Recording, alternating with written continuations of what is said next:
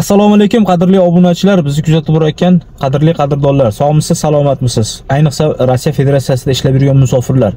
Azizlar, bilasizlar, bizni eskidan kuzatib borayotgan eski obunachilarimiz yaxshi bilishadi. Biz migratsiya bo'yicha, ya'ni mehnat muhojirlariga bo'yicha va shularga jinoyatlarga tortayotgan moddalar bo'yicha ko'p ma'lumotlar berib o'tganmiz. Ana shu jinoiy javobgarlikka tortilgan moddalarning yana bittasi Rossiya Federatsiyasi Konstitutsiyasining Jinoyat kodeksining 290 va 291 moddasini hozir men aytib o'taman.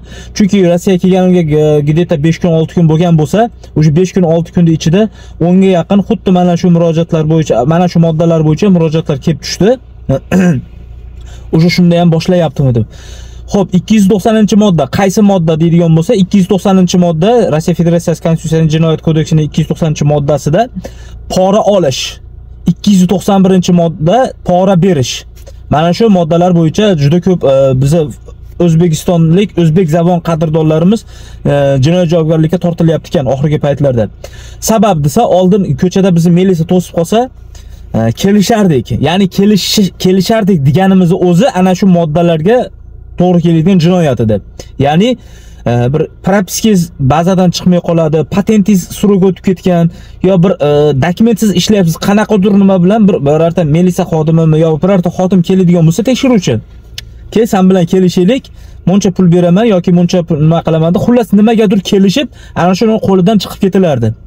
Endi hozirgi paytda Rossiyaning ichida ana shu mehnat muhojirlarini tekshiradigan tashkilotlar ustidan ham nazorat bo'lganligi uchun unaqa kelishib bo'lmayapti hozir.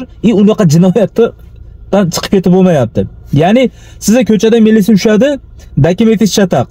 Moskvada primerni 5000 rubl tars berasiz, chiqib ketasiz. Kazanda ham bor o'zining stavkasi, tars berasiz bor. Peterda ham bor, tars berasiz, chiqib ketasiz. Kelishib chiqib ketilardi. Yo'q, endi hozir unaqa emas. Sizdan pul oldimi, o'sha militsiyani o'zi ham siz bilan birgalikda kirib ketadi. U pora olgani uchun, siz berganingiz uchun. Shuning uchun hozirda nima qilyapti? Militsiya xodimlari, ko'proq endi men militsiya xodimlari deyapman, politsiya xodimlarini aytyapman. Undan tashqari FMS bor, OMON bor, yana boshqalari bor. Men militsiya xodimlari deyapman, chunki ko'chada PPSlar ko'p to'sadi. Ko'proq biz militsiyalar bilan to'g'ri kelganligimiz uchun shuni aytib o'tyapman. Siz o'sha militsiya xodimiga, ya'ni ichki ishlar xodimiga Rossiyada meni qo'yib yubor, muncha beraman dedingizmi? O'sha sirazi sizni o'sha yerda tilingizdan ushlayapti, body kamerasi syomka qilyapti, zapis qilyapti. Xuddi o'sha bilan 291-modda bilan jinoyat ishi qo'zg'alib, sizga jiddiy problemalar qo'yilyapti. Bu narsalar o'sha men Rossiyaga kirib kelganimdan keyin, keldingizmi? Ha, keldim deganimdan keyin o'sha shunaqa nimalar kelib tushyapti. Голосовойlar jo'natishdi. Bolalar kimdir video obrosheniya qilib jo'natdi. Shtobi xalqqa, odamlarga aytib qo'ying, ertaga dokumenti chataq bo'ladigan bo'lsa, ko'chada militsiya to'solsa, "Ke, men senga moncha beray" deb kelishni harakatini qilmasin. Tek qo'yib bersin, ana shu propiskasi yo'qmi, dokument yo'qmi, o'shanga muvofiq ma'muriy bayonnoma tuzib, o'shanga yarasha jarimasini chiqarib bersin, to'lab ketaversin. O'zbek zabon mehnat muhojirlarini ogohlantirib qo'ying Botirjon degan videolar, rasmlar, videolar va ovozli xabarlar keldi. U odamlarning ovozli xabarini chiqarish niyatim yo'q. Ularni chiqaring deb ham ruxsat berishmadi. Shuning uchun o'zim ogohlantirib aytib qo'yapman. Agar sizni ko'chada militsiya ushlab oladigan bo'lsa, agarki ana shu militsiyani o'zi namyoq qilib, pulda bir namyoq qiladigan bo'lsa, tushunib qoladigan bo'lsangiz, kelishing, bo'lmasam o'zingiz pul taklif qilmang. U namyoq qilib pul so'ragan taqdirda ham bermang. Siz Rossiya Federatsiyasining ichida qonuniy yuring.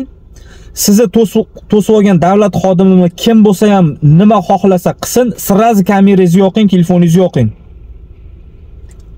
Sani body kameramga zapis bo'lyapti, meni ham telefonimga zapis bo'ladi.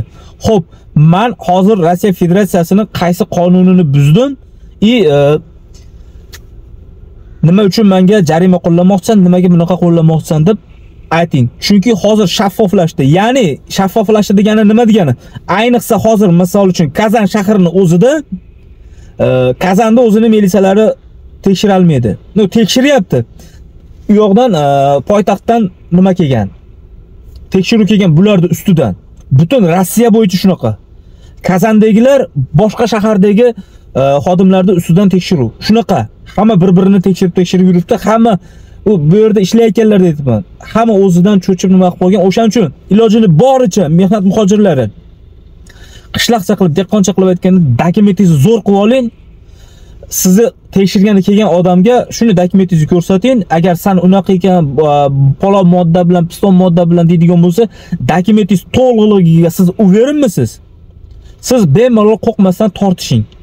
Sabab ma'lum modda bo'yicha bunaqaman, ma'lum modda bo'yicha bunaqaman. Keyin kechqurun ishdan kelganingizda telefon ko'rib, videolarga like bosib, ishtonsiz qizlarni, yalang'och qizlarni yo bir palon narsalarni ko'rib yotmanglar. YouTube'ga kirasizmi, Instagramga kirasizmi, Google'ga kirasizmi, qayerga kirsangiz, Rossiya Federatsiyasining konstitutsiyasi olib, ana shu o'zingizga mos moddalarni o'qib qo'ying. Oldin 228 ni ko'rib chiqargandim. Ya'ni narkotik sotish, olish, saqlash, iste'mol qilish va hokazo. Shular bo'yicha qamalib ketganlar, ishi suddagilar, shunaqalar nima qilish kerak, qo'limdan kelgancha tushuntirganman. Undan keyin nima?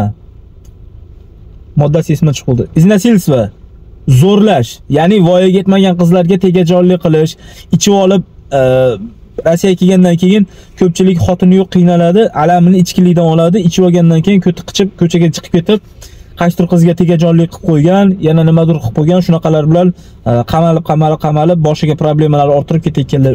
Deb o'shalarni ham ogohlantirib aytganman. Buni eski obunachilarimiz ko'pchilik biladi. Meni kuzatib bor ekan yangi obunachilar, yangi kuzatuvchilar.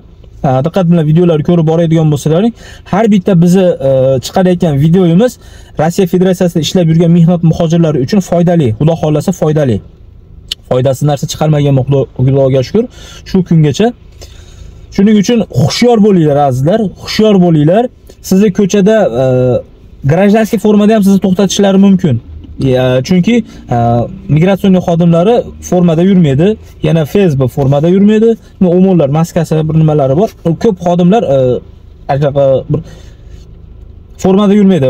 Ularga maxsus topshiriqlar bor. Misol uchun bitta qurilish zdaniyasini tekshir yoki bir kafeda tekshir degan nima borganda, hammasi ham har doim ham formada kelishmaydi. O'shaning uchun sizni tekshirgani kelib to'xtatganda oldin kimligini so'rang. Ko'rsat o'zing, udostreniyni ko'rsating, udostreniyasini olsin ko'rsatsin. Bemalol o'qib, xodimligiga ishonchingiz hosil bo'lgandan keyin bemalol nima qiling. Agar xodimligiga ishonchingiz hosil bo'lmayaptimi, shuni kamerangizni yoqing. Haqiqatan sen shu xodimmisan, shumisan, bumusan, shuni videoga oling. Hozir militsiya chaqiraman. Aynan shu seni o'zingni hamkasbing bilan birgalikda tekshirasan desangiz, o'zi mashining bo'lsa surib yuboradi. Gapidan gali. O'shaning uchun hushyor bo'linglar, ehtiyot bo'linglar. Hozirgi paytda mehnat muhojirlarini noqonuniy Rossiya Federatsiyasida yurgan mehnat muhojirlarini tekshirish bo'yicha keyingi etapdagi to'lqin boshlangan. Ya'ni katta deportatsiya boshlangan, tekshiruv boshlangan. Biz tilda deportatsiya deymiz endi. Tekshiruv. Ya'ni bu yerda tekshiradi, haqiqatan tekshiradi. Firmalar bormi, qurilish firmalar, kafelar bormi, restoranlar bormi, yashash joylari bormi, hamma joyda tekshiradi. Kim noqonuniy yashayotgan bo'lsa, noqonuniy ishlayotgan bo'lsa, hammasini ushlab deportini deport, zapretini zapret, shtrafni shtraf qilib to'g'rilab qo'yadi. Dokumenti borlar qo'rqmay sporlashinglar deyotganimiz sababi, demak sizning qo'lingizda patentingiz bor, demak siz rus inson bilan bemalol muloqot qiladigan darajada rus tilini biladi degan qo'lingizda sertifikatingiz bor. Rus tilini bilmaydiganlarga dokument bermayapti, bilyapsizlar. O'shaning uchun men sizlarga aytayapman, tekshirayotganda qo'rqmay tortishinglar, agar sizlarda o'zlaringga uyerin bo'lsalaring deb aytayapman. Shunaqa gaplar azizlar. Bizni kazanimizda endi qisqacha qilib aytganda yomg'ir yog'yapti. Kelganimdan beri havo ayniq yomg'ir Xudoning qudrati bilan. Shunaqa yo'llarimiz ham yomg'ir. Shunaqa gaplar azizlar, sog' bo'lasizlar, salomat bo'lasizlar, o'zlaringizni ehtiyot qilinglar. Rossiyaning ichida o'z haq-huquqlarini o'zlaring talab qilmasalaring birov kelib talab qilib bermaydi. Dokumentda avvalo o'zlaring zo'r qilib cho'tki qilib olinglar. Bo'ptimi? Pora bermanglar, pora olmanglar. Rahmat hammaga.